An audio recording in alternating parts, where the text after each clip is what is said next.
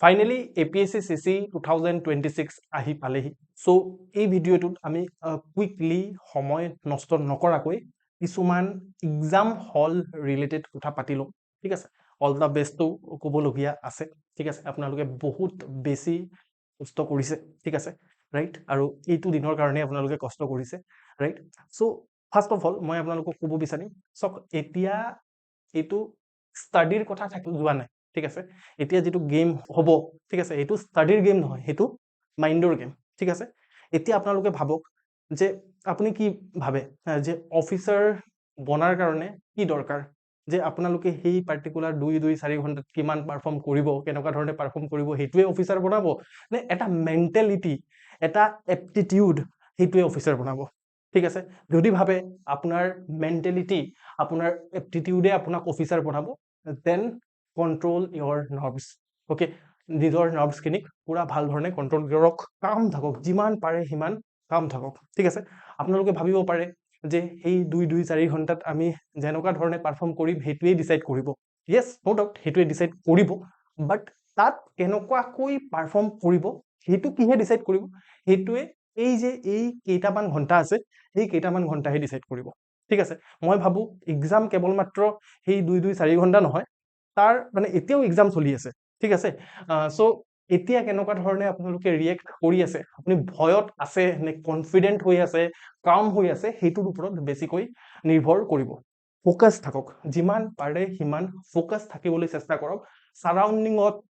Specially আপোনাৰ মাইন্ডত আপোনাৰ ইনসাইডত বহুত খিনি আপোনাৰ হিউ এন্ড ক্ৰাই আছে মই জানো ঠিক আছে সেইখিনি কন্ট্ৰোল কৰিবলৈ চেষ্টা কৰক সেইখিনি একোৱে নহয় আপোনাৰ যদি মাইন্ড স্ট্ৰং হয় ঠিক আছে so that's why please stay focus right now ঠিক আছে এন্ড গিভ ইয়োৰ বেস্ট যি কৰিব মন যায় অলপ চলপ আপোনালোকে কি কৰিব পাৰে মই জানো যে ৰিভাইজ কৰিবলৈ মন যাব ঠিক আছে সো প্লিজ ৰিভাইজ যদি কৰিব ইচ্ছা আছে যদি কৰিব মন নাই দেন ইটস ওকে মই কৈছো এতিয়া কেৱল মাত্ৰ ষ্টাডিৰ কথা থকা নাই এটো আপোনাৰ মাইন্ড গেম হৈ গৈছে সো মাইন্ডক যিমান কাম ৰাখিব পাৰিব হেতুই মেইন কথা হ'ব যদি আপুনি পঢ়া শুনা কৰি মাইন্ডটো কাম থাকে বুলি ভাবে দেন পঢ়ি লওক ঠিক আছে যদি ভাবে যে নহয় পঢ়িলে মোৰ উল্টা টেনশনে হৈছে তেতিয়া হলে নপঢ়িব ঠিক আছে সো বাট এতিয়া মেইনলি আপুনি কনফিডেন্ট থকাটো বেছি ইম্পৰ্টেন্ট ঠিক আছে আদাৰৱাইজ কি হ'ব যেটো পঢ়িছে গোটেইখিনি বস্তু ভাউৰি যাব ঠিক আছে এইটো মুহূৰ্তত আপোনালোকে একনলেজ কৰক যে আপুনি কিমান পঢ়িছে ঠিক আছে কিমান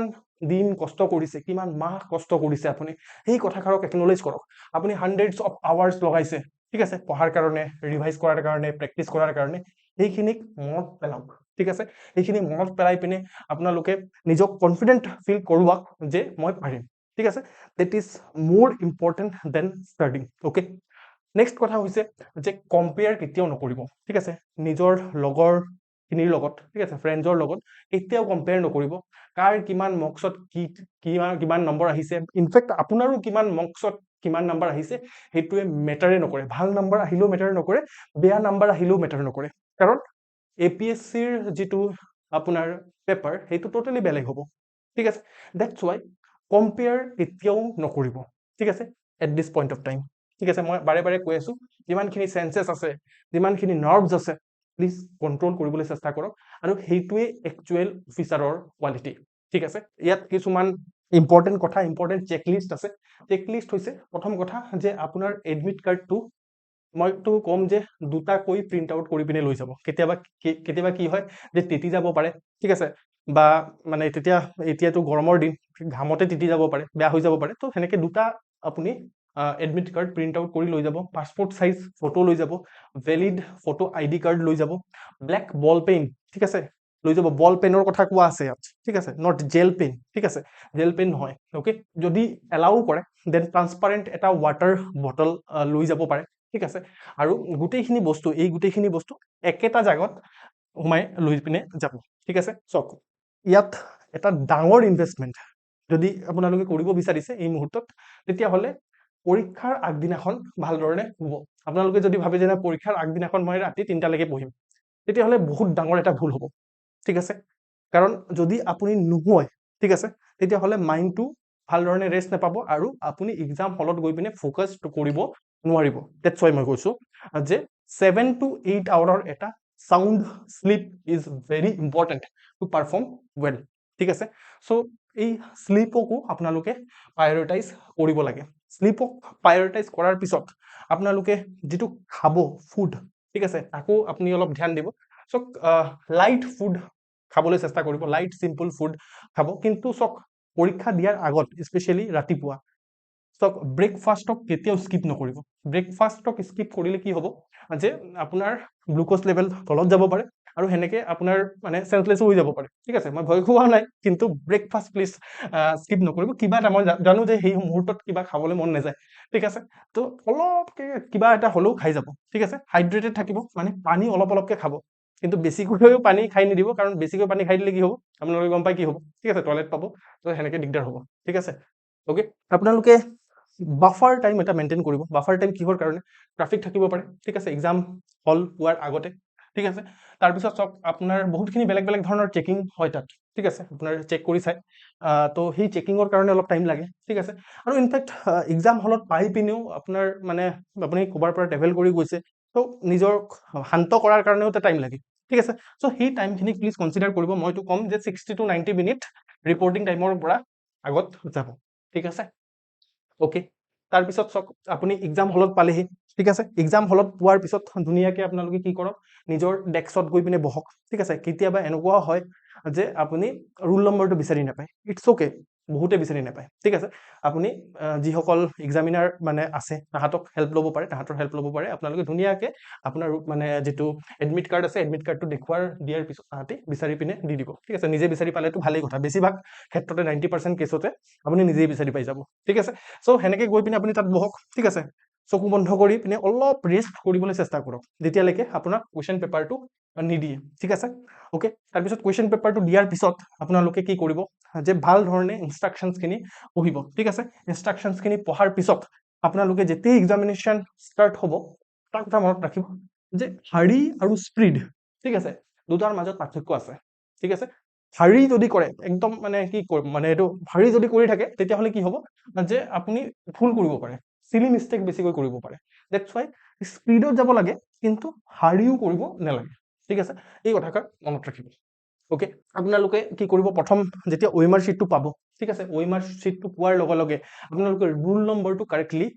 ভৰাবলৈ চেষ্টা কৰিব। যদি ৰোল নম্বৰ কাৰেক্টলি নভৰাই তেতিয়াহ'লে কিন্তু দিগদাৰ আছে। তেতিয়া কি হ'ব যে আপোনালোকে ডিছকুৱালিফাই হৈ যাব পাৰে, ঠিক আছে, আপোনাৰ ৰিজাল্ট নাহিব পাৰে। তো ডেটছ ৱাই আপোনালোকে প্লিজ কেয়াৰফুলি ৰোল নম্বৰটো ভাল ধৰণে OMR শ্বীটটোত ফিল আপ কৰিব। আপোনাৰ বুকলেট চিৰিজ কি হয় সেইটো ফিল আপ কৰিব লাগিব। তাৰপিছত আকৌ এক্সামটো দিয়াৰ সময়ত আপোনাৰ কেতিয়াবা আপোনাৰ চাইন কৰোৱাৰ কাৰণে এক্সামিনাৰ আহি পিনে চাইন কৰোৱা, সেইখিনিও আপোনালোকে ভাল ধৰণে কৰিব, ঠিক আছে। চ' আপুনি যেতিয়া OMR শ্বীটটো আপুনি শ্বেড কৰি থাকিব, এইটো ভাল ধৰণে শ্বেড কৰিব, ঠিক আছে। এইখিনি ভাল ধৰণে শ্বেড কৰিব। আৰু ধৰি লওক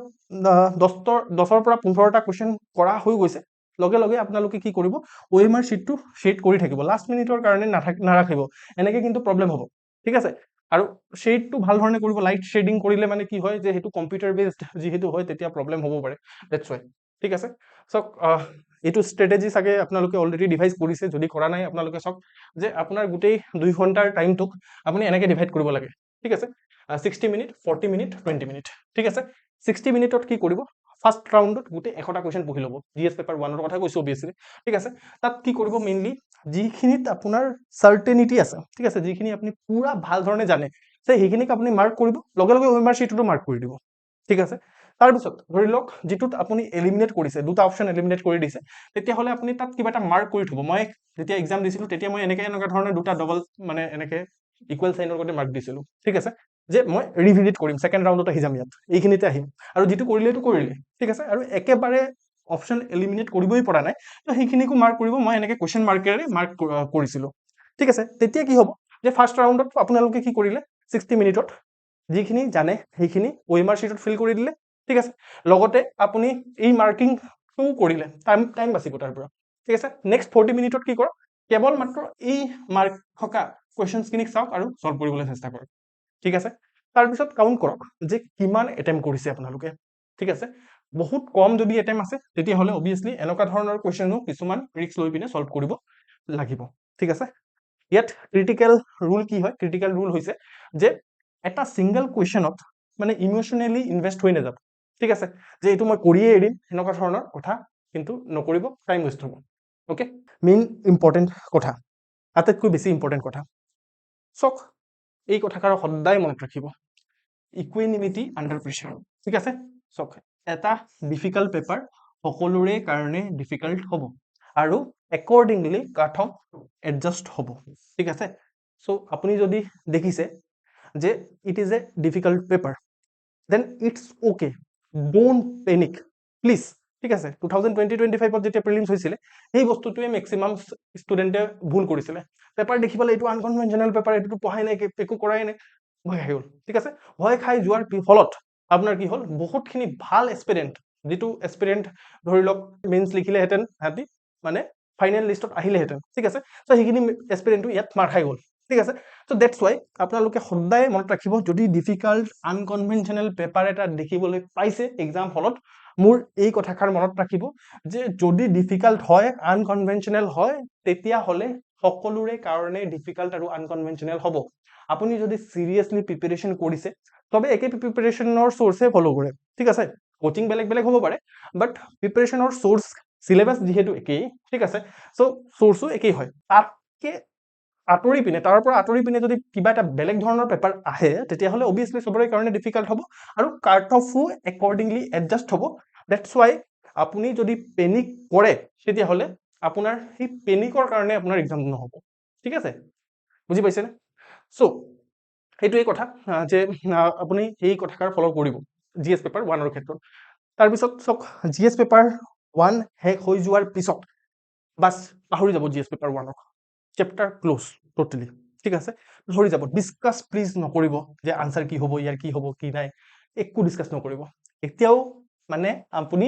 হাফ অফ দা বেটেলত আছে ঠিক আছে এতিয়াও সিসেট বাকি আছে ঠিক আছে সিসেট ইজ এ লজিক্যাল গেম ঠিক আছে বহুতে সিসেটতে ফেল কৰি দিয়ে ঠিক আছে দ্যাটছ ৱাই আপোনালোকে কি কৰিব ইন্টাৰভেলৰ যেটো টাইম থাকে মানে জিএস আৰু সিসেটৰ মাজৰ যেটো গ্যাপ এইটোত অলপ কিবা এটা খাবলৈ চেষ্টা কৰিব হাইড্ৰেটেড থাকিব ৰিলেক্স কৰিব ঠিক আছে ডিসকাস কেতিয়াও নকৰিব জিএস পেপাৰ 1 ঠিক আছে প্লিজ ওকে এই কথাষাৰ মোৰ মনত ৰাখিব ঠিক আছে আপোনাৰ সিলেকশন ডিসাইড হেতুৰ পৰা নহব পাৰফেক্ট স্কোৰৰ পৰা কেতিয়াও সিলেকশন ডিসাইড নহব সিলেকশন কেনেকৈ ডিসাইড হ'ব আপুনি এক্সট্ৰিম প্ৰেছাৰত এক্সামিনেশন হলত ঠিক আছে কেনেকুৱা ধৰণৰ ডিসিশনস লৈছে ৰেশনাল ডিসিশনস কেনেকুৱা ধৰণে লৈছে হেতুৰ পৰাই আপোনাৰ সিলেকশন ডিসাইড হ'ব ঠিক আছে ৰিমেম্বাৰ দিস ওকে